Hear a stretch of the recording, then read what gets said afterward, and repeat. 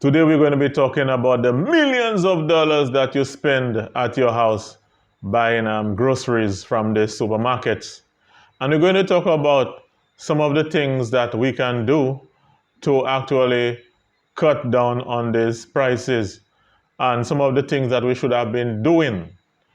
We should have been emulating the behavior and patterns of our grandmothers and our great grandmothers. But before we go into this, I just want to talk about my product here. This is AgroBuds. It's a liquid fertilizer. It's a biostimulant. And this particular one here is good for vegetables, melons, and different tree crops and fruit crops. This is AgroBuds. Also, there is AgroBuds Banana Tonic. Banana Tonic is specially formulated for bananas and plantain. Banana Tonic, it is for bananas and plantain. This one in particular, it helps the plant grow more vigorously, and it is also important in helping the plant flower so that you can get a better banana bunch. So these we have in 500 mLs and 250 ml. This one here is $15 and the 500 ml is $40, but there's a discounted price now. For this one will go at $25 and this one at $12. So you can contact me at 518-3515. All right. So we have a situation where people have been complaining for a few years about the price of the agricultural produce that they purchase. Agricultural produce and other food items that they purchase at the supermarkets. Now, if you can recall, when these prices started increasing, it was said that it was as a result of the war in Ukraine. Right now, I'm not sure what the justification is for the increase in prices. Now, I want to read to you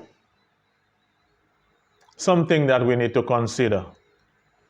This is I'm reading based on a report from the Food and Agriculture Organization. It said that higher food prices impact directly on family welfare, reducing purchasing power and thus affecting both the quantity and quality of food purchased by households, especially those that are poorest and most vulnerable. Here's the punchline. Given that these spend between 60 and 70% of their income on food. The most important thing that I want you to realize is that the people who are poor, the poor people, they spend between 60 and 70% of their income on food. Why is it that the poor people have to spend all this money on food? You will recall, or some of us will recall, that our great-grandmother and our grandmother, those who live in the rural areas, know that these people used to have their farms. There are cases where these farms was not really started for the generation of funds. They were not. Some people were not doing that to make money out of it. Some of those people had other jobs. There were people, for example, who were working Denry Farm Co., but they had their farms. The reason why our grandmothers and our great-grandmothers had their farms is because they knew that it would not have been possible for them to sustain their families on these jobs. So the farm was to provide the food for the family. And even in cases where they were producing extra and they would sell the surplus by the cash market, note very well that even when they were selling food, cash market, When after they got their monies, they would go to the supermarkets to buy only, écoutez-moi bien, only oil, saltfish, onions, garlic, these small items, rice, flour.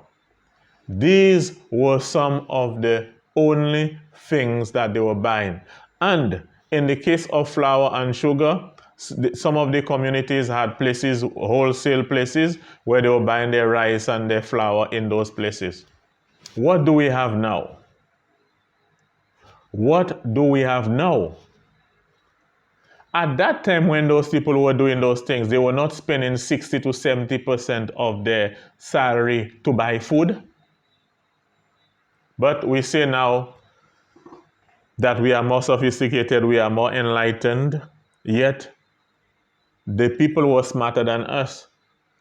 Some of these people, some of our forefathers, some of our grandmothers could not even read, yet they had more sense, more wisdom, more knowledge, more understanding than a lot of us.